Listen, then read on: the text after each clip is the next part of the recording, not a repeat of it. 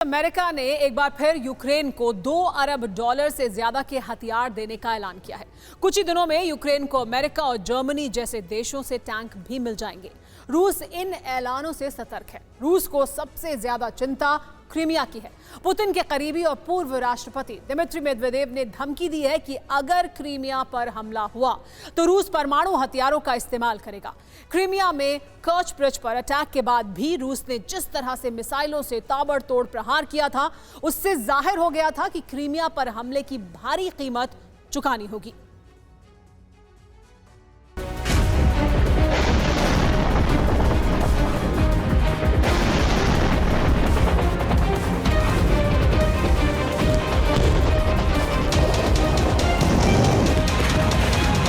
दुनिया को चौंका देने वाला एक जोरदार धमाका हुआ। ये युद्ध के 8वें महीने में पुतिन के जहन पर यूक्रेन का सबसे बड़ा जख्म था। और फिर शुरू हुई बदले में बारूद की ऐसी बारिश जिसने यूक्रेन को दहला दिया।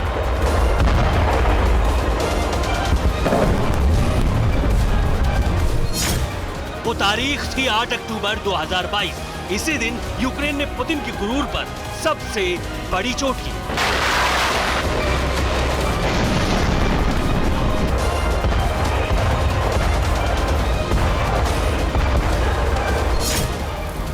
उस दिन क्रीमिया का कर्च ब्रिज धधक रहा था।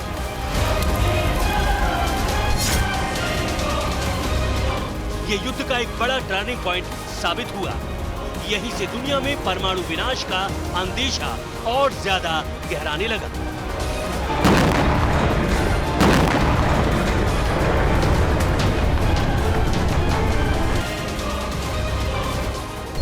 विनाश का एक ऐसा सिलसिला शुरू हुआ है जिसका असर यूक्रेन कई बार देख चुका है।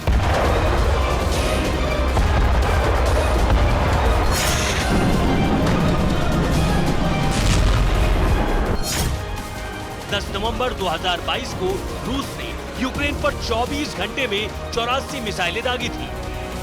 इसके बाद 15 नवंबर 2022 को 24 घंटे में रूस ने यूक्रेन पर 100 मिसाइल्स दागकर दहला दिया। और फिर 23 नवंबर 2022 को 67 मिसाइल दागकर रूस ने अपने महाविनाशकारी इरादे जाहिर कर दिए।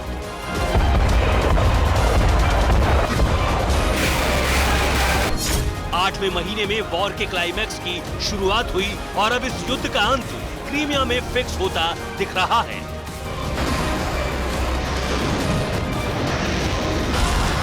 ज़ेलेंस्की ने अमेरिका, नाटो समेत अपने नागरिकों में ये उम्मीद जगा दी है कि सिर्फ यूक्रेन की सुरक्षा नहीं बल्कि क्रीमिया की वापसी भी होगी।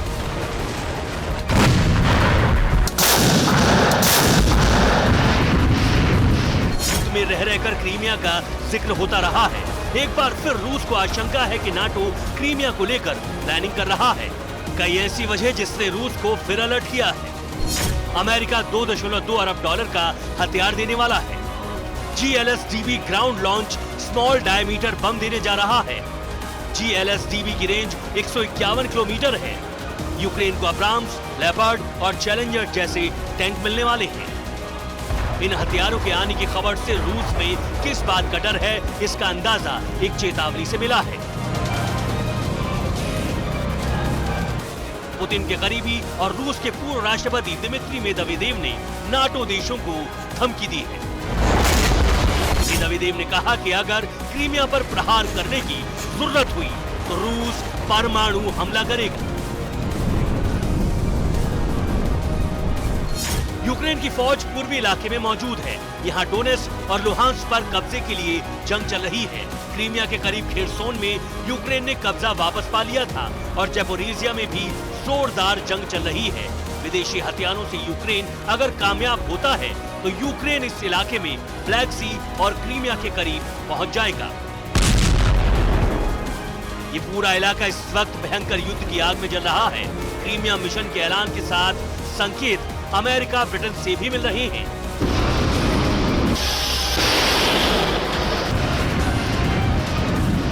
क्रीमिया की प्लानिंग सिर्फ कीव में नहीं बल्कि लंदन और पेंटागन तक बनाई गई है। इसका सबूत है यूक्रेन को मिलने वाले हथियार। अमेरिका और ब्रिटेन से नए हथियारों की खेप भेजी जा रही है। ऐसे ताकतवर हथियार दिए जा रहे हैं जिससे यूक्रेन रूस पर पहले से ज्यादा बड़े हमले कर सके।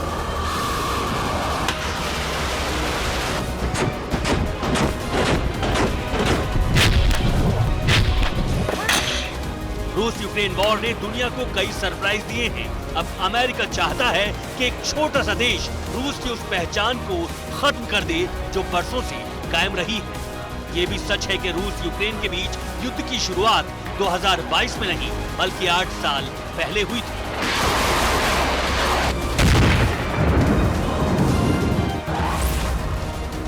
सत्ताईस फरवरी 2014 को रूसी बंदूकधारियों ने क्रीमिया पर सरकारी इमारतों पर कब्जा कर लिया था। अगले दिन क्रीमिया के 2 हवाई अड्डे भी कब्जा कर लिए गए।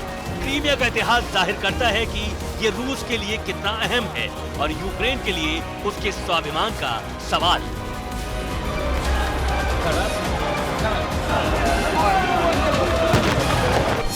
उन्नीस तक क्रीमिया यूक्रेन को सौंपा गया था। 1991 में सोवियत संघ टूटने के बाद विवाद हुआ। क्रीमिया रूस में सेवस्तोपोल के बंदरगाह के लिए लीज एग्रीमेंट हुआ। ये ऐसा पोर्ट था जहां कभी बर्फ नहीं जमती थी।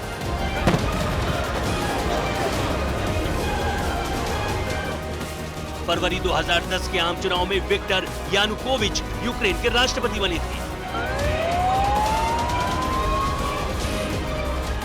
विक्टर यानुकोविच रूस के समर्थक थे, लेकिन यूक्रेन में 2014 में विरोध प्रदर्शन हुए और यानुकोविच को देश छोड़कर जाना पड़ा और विपक्ष सत्ता में आ गया। रूस किसी कीमत पर यह बर्दाश्त नहीं कर सकता था कि क्रीमिया और सेवस्तोपोल पोर्ट नाटो के पास जाए।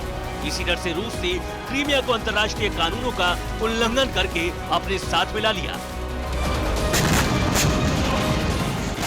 यूक्रेन अब तक नाटो में नहीं जा सका, लेकिन अमेरिका और नाटो का फुल सपोर्ट हासिल जरूर हो चुका है। अब क्रीमिया विजय से सिर्फ ज़ेलेंस्की अपनी जमीन ही वापस नहीं पाना चाहते, बल्कि नाटो भी ब्लैक सी के उस कोने तक पहुंचना चाहता है। रूस ऐसा कभी होने नहीं देगा। यही वजह है कि मेदवेदेव ने परमाणु हमले की धमकी दी। Bureau report, TV9 Bharatvarsh.